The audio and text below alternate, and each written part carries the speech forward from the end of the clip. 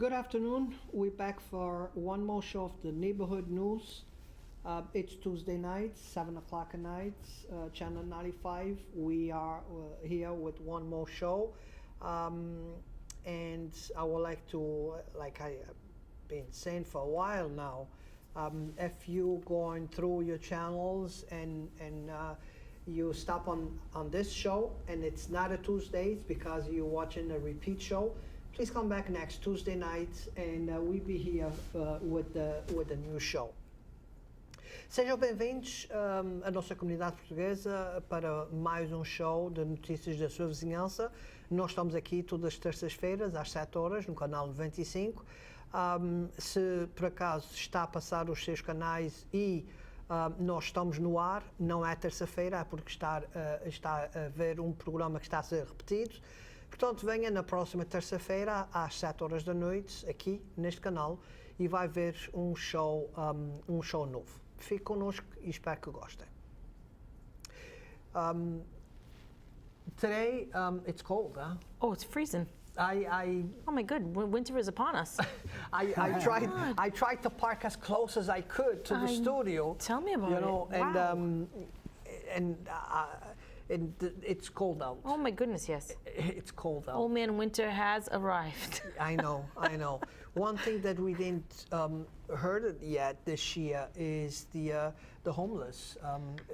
I know last year for this time and 2 years ago, Mayor Flanagan was putting a program together to help the homeless out there. Yes. And I believe 2 years ago, he was looking on the streets for homeless. And this year, we didn't have nothing last year either.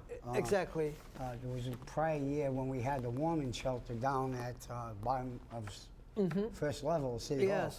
And I volunteered for a couple of days. It was incredible the amount of people were coming in. And you know, it was not only homeless, it was some senior citizens that lived in the area that lost power. Oh, they came in, they got some coffee. I think it was D'Angelo's and pizza. I mean, we had more food. We ended up taking a truckload of food down to Stepping Stone. Oh, that's and great. Giving them the rest of the food. So I'm hoping somebody does something this year because this type of weather. It's getting cold fast. Yeah. And if you have animals, please bring them in because it's way too cold to have them outside. Even for those animals they are supposed to be out, they cannot speak to us to tell us it's way too cold. Yeah, I like to be out, but it's way too cold. So please bring them in.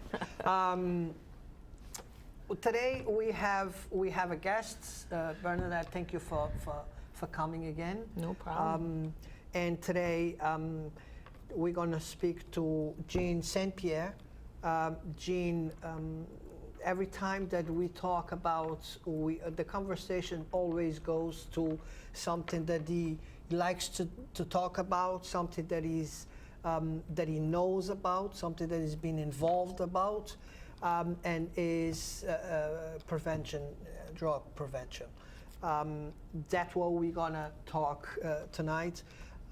We have to agree that we do have a problem on our city. Our mayor already identified that as a problem, which is a huge step is identifying the problem. Correct. Now,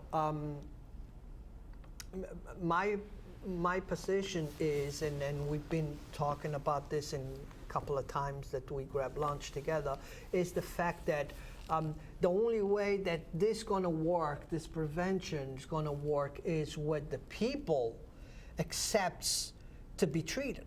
If a person don't want to be treated, and we keep just throwing the money at them, we're just wasting our money. I agree. It's got to be within the person. It's got to be with the person. So can't force treatment on exactly. a person who doesn't want it. I agree. And I mentioned this to Jean, and we're going to have a chance to talk about is I prefer if you have $100,000 to spend in prevention, instead of spending in 100 people that don't want to be on the program, I prefer to spend the same kind of money in only 10 people. But I know for sure that people is going to follow the whole procedure and it's going to come out on the other side, which my money was worth it. Right. And that's something that I think that's something that we keep losing is putting the money into where people don't want to be treated. So let's forget about it.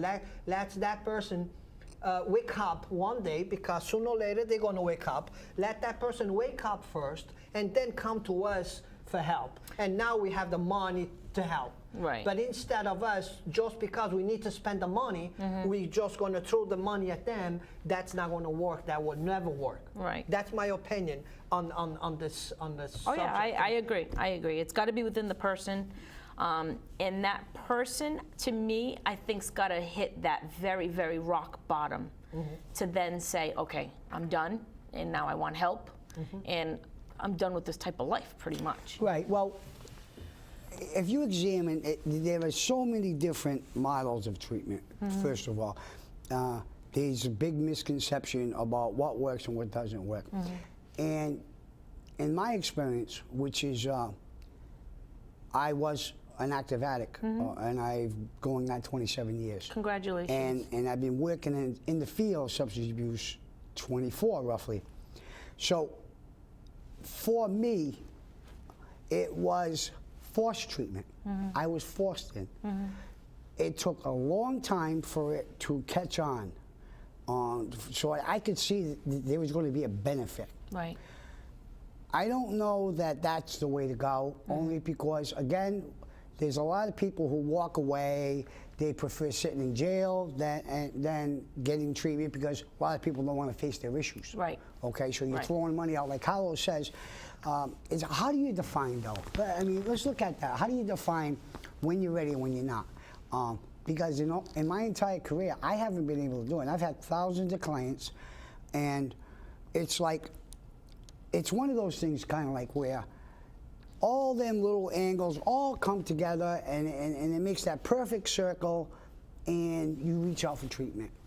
And then we run into the problem, which we all see, and that is you pick up the phone and you make that phone call. They say call back at 12, call back at 3, call back at 5. You're talking about the beds, in search for beds? Correct. For detoxification, because there's a process. You got to go through a detox, complete it before you can go into the next phase. If you don't have the beds, whether it's the Gloucester program or a program I put together, or anyone, you have to have some place to put these people. Right, there's not enough. Right, so whether we look at a dollar value and say, well, this is what we're going to spend, and this is what we want out of it, we first got to start by having beds, or we're spending heels. Right. You go to the new mayor, for instance. I got to give him credit. He said it on the campaign trail that he was going to tackle it, and it was one of the first things he did. But he's got a lot to bite off. He's already getting a lot of riff-raff. People are saying things about treatment like, well, an individual worked at this facility for 15 years, we'll say. And in 15 years, you look at the numbers, it keeps going up. So why are we going to then take that person and give them a new job for more money in a separate building? What's going to change? I think, just to try to clear something up for some people who may not know, when you work under a grant and you work for a facility, you have parameters, and you have to stay within the parameters.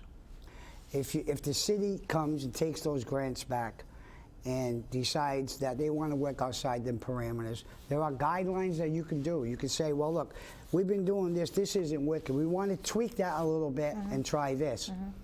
And most of the time, the state or the federal government, whoever's funding you, will go along with you and make them changes. So for the people who are saying, Mr. Aguiar worked 15 years at Star, and nothing happened. Well, I say you're wrong. Something did happen. We didn't see it on our level because the level we're looking at is the addict in the street, the one that's robbing, the one that's overdosing. But how many people did they reach? How many kids did they reach? Within that facility. Within that facility, Correct. within the 3 or 4 cities that they cover, they reached a lot of kids. So for what they were doing, it worked. Now this is a whole new scope.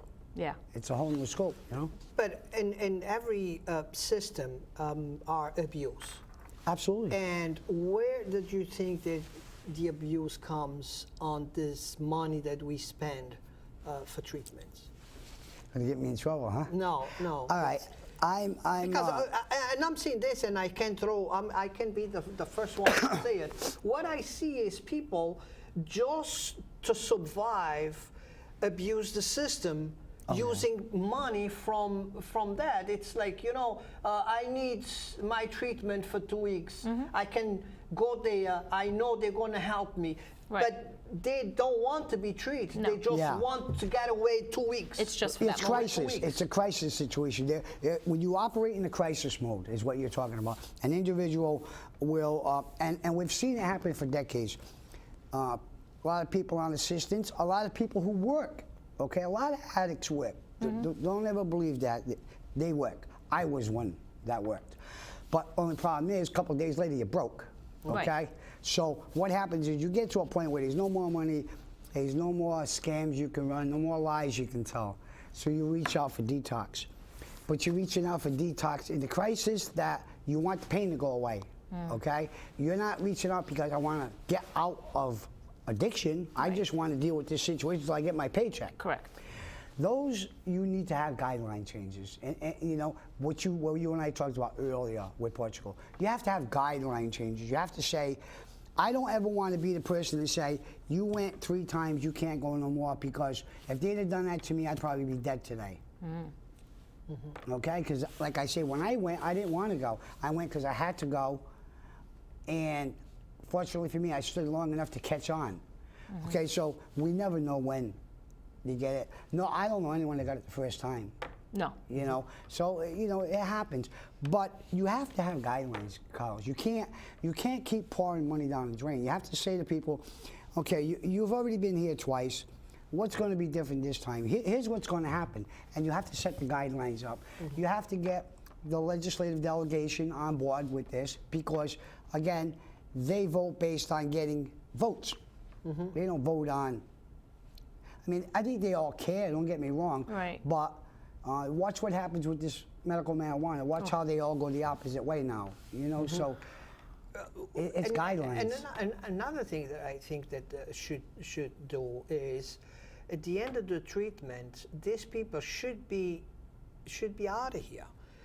Part of that agreement should be, if you complete all this process, we're going to move you from here and put you part of this treatment. We're going to put you in a different state, which you're not going to be in contact with the same people that you were in contact with before. Yes. So I think this should be a long period, you know, of a process. Of a process, not just, you know, we're going to treat you for a month and then you come back and then 3 months after he's back again for another month. Right. No, they're going to commit.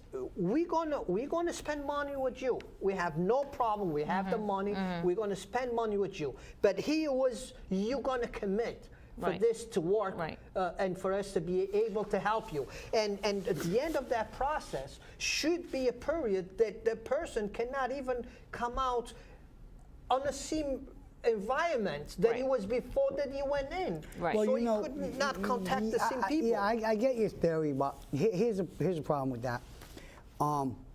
What we hear now and what we know as a fact. You are the expert. I just have the idea. But that's what stimulates thought and gets conversation moving.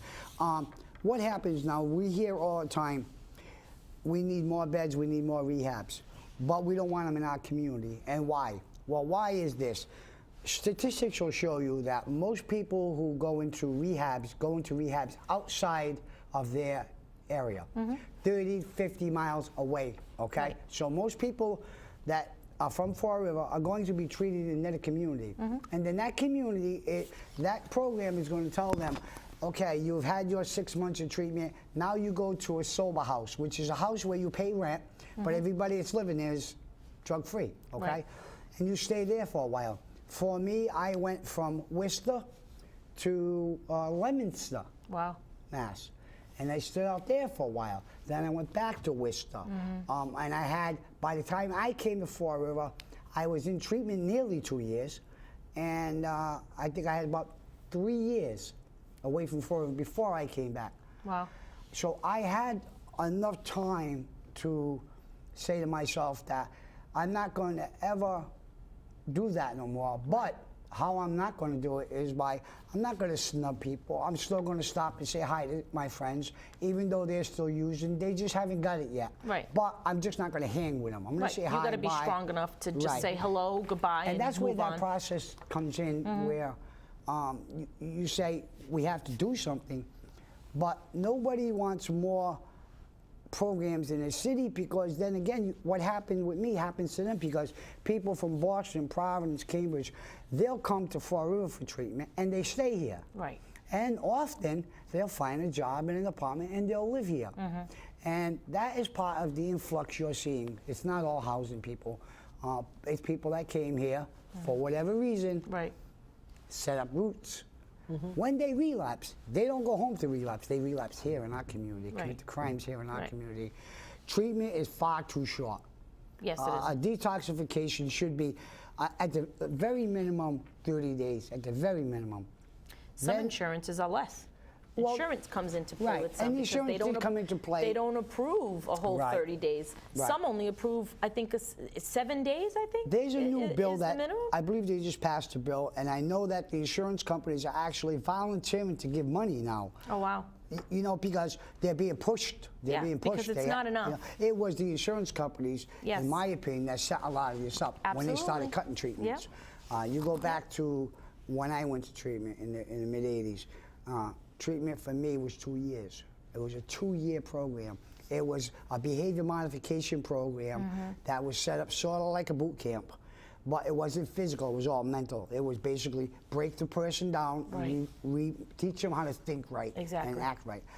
Those programs are abolished. Yeah, they are. And the reason that they're abolished is that the addicts today can't take that kind of treatment. They're young kids.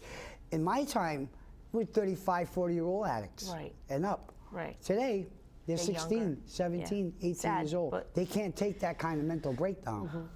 So money will only go where money shows results. So when money didn't start showing results there, they pulled it away. Let me ask you this. Now that, you know, that's a new approach from Mayor Correa. It's the new approach of taking from the hands of individual companies or private companies and try to get a hold of the problem. That's why he tried to hire somebody to do the work through the city, because, and again, and I understand the way that he told was, we got the funds, we got the grants, then automatically we lost 13% because we gave them 16.5%. we lost because of the private company. But we have no control of anything. We give them money pretty Right, much for them to right. spend. You for get- them to spend. right. So that's why I'm saying, if we are, that's our money. Right. We fund And the that's money. why We that's fund why the his money. theory, if you look at his theory is good. Because I what think happens so. now is, remember our grant, $5 million that Flanagan got back then? Yes, okay. yes. That's $1 million a year for 5 years. Right off the top, take 1.6 off of $1 million. What do you got? 160,000? So 160,000 of that is, quote, an administrative fee, okay? Then you have the balance, which is going to be used to pay your caseworkers and do your program. You outline your program, you submit it, it gets approved, you go and run with it. By taking that in-house, you can change all that. That 160,000 that was administrative fee now stays in-house. It will be up to him to make sure that that's used for the proper reason and not try to plug it into the general fund. And I understand that, but it's not even just that 160. We got the direction of the whole 800-something thousand more. Exactly. Each we year. got direction for everything. If we don't like the way this is going, a year after, we're going to change because we have the power to change it. Right. If you give that to a private company, you lost the power. They're going to do whatever they want with the money. And that's the part that I agreed with Mayor Correa. It's not, I just want to make it clear for the people that really don't know much about how it works. He cannot take $1 million, okay, and say, I'm going to do this. He can't. There's guidelines. He can tweak that around those guidelines. He can turn around and say, instead of doing prevention in 7th, 8th, and 12th grades, we're going to do it from 12-year-olds up. He can change it that way. He can say, along with our prevention component, we're going to have an outreach program. We're going to have a component that goes out and talks to small businesses, talks to families, brings all that fresh new data that no one collects in. He can do that, and he submits it to the grant source. The grant source normally will go along with you. All right, so it's not that he's got this bulk of money. He can do what he wants. But I just think it's a new approach. Absolutely new. It's a different way. Absolutely. Let's see if this is going to work, because we've been trying this for years, and it's not going to work. And I want you to go over those numbers, because that shows me that we've been spending that money and it's not working. So we need to try something different. Well, if you just look at this, in the first 90 days of this year, in the first 90 days of last year, 375 people were sent into treatment through that new program Gloucester's got. Okay. So that started like in June, we'll say, of last year. So in the first 90 days, he placed 375 people total. Out of those people, only one person relapsed and died. 3 people relapsed, went right back into the program, and are living drug-free. So cost effectiveness right there. Okay. Now, what other people don't look at is the money that you save by not have to house them in jails, not have to do all the paperwork that goes along with process and all of that. Right. So there's another savings. Over here, I got these stats today. I picked cities around Fall River or near like Fall River. So you look at how many people died from overdose. Okay. In 2012, 13, and 14. Fall River started out with 22, went to 28, and last year was 34. And right now, if we keep up, we'll meet that again. You go to Boston, you go to New Bedford, right across the road, right? 25, 27, and 27. So they're a little less than us, you know? Boston has started out in 2012 with 62 deaths and finished last year with 87 deaths. Wow. And they're already past their mark where they'll meet that and beat it. Gloucester, the program we just talked about, Gloucester started out with 1 overdose in 2012, 5 in 2013, and 3 in 2014. And part of that 3, I believe, is probably because they instituted the program in the middle of the year, so already they started cutting back. That tells me right there. Now, Gloucester, Brockton, Fall River, Taunton, Taunton had 14, 13, and 17. They're real close, education-wise, funding-wise, job-wise. Yeah, they're really close. But that really would tell me is that, you know, it's not working. We need to use this money and try something different, because this is not working. And I believe from all the money's been spent to educate people, pregnancy is not working. Definitely. We've been spending money, you know, like crazy to educate people that they need to protect themselves, and that's not working. to me, I think the program that really worked back on the 80s was the AIDS, which I came to find out in Fall River. You started. I started that. You started. Yeah. So to me, at all those programs, I think one that really, and why? Because people want to get treatment. Of course. They didn't want to die. They want to get treatment. Yeah. They knew what to do to prevent from dying. And you had the biggest obstacle one could ever want in Fall River. A Catholic community that doesn't condone condom use or any type of intervention with birth. Yeah. That was an obstacle that we had to fight because obviously one of the prime things you want to do is say, have safe sex. Right. If you're going to use, have safe sex. Absolutely. So we were able to overcome, we were able to convince them that we can save lives. And I believe that approach is what is lacking here. I mean, I've been trying to get a position, that position that Mr. Aguilar may get, I've been calling for that for the last 3 years. I'm ecstatic that he's going to put someone there, okay? I think we need to tweak it more. I think that's far too much work for one guy, absolutely too much work for one guy, and then cover all the grants too. But I think, like you said, we need to try something new. We need to get, what do you call it, ROI, return on investment. That's what we need to do. We're going to put $100 grand out. We need something back, you know. But unless we get accurate numbers, and unless we get outreach, and unless we get beds, we're only going to do this. Yeah, right. Yeah. I really think that was a good touch by Mayor Correa to say, you know, let's try something different. Absolutely. Let's move this into the House because now we can utilize we have a lot more money control. and try. Yeah. You know, I'm not agreeing that was the best process. No. And it's some work to be done there.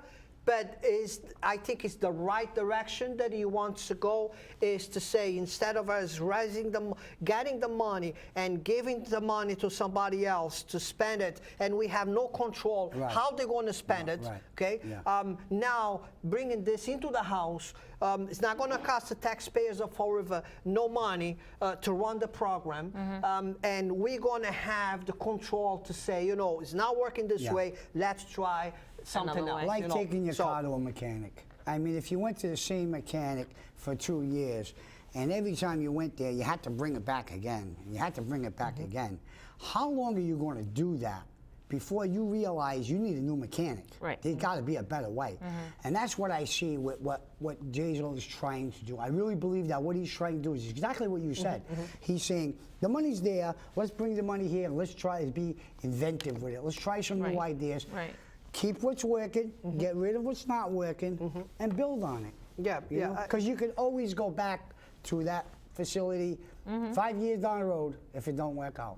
It ain't going nowhere. And I truly believe, and we're going to have City Council on our next show. I really believe that the City Council is going to have a big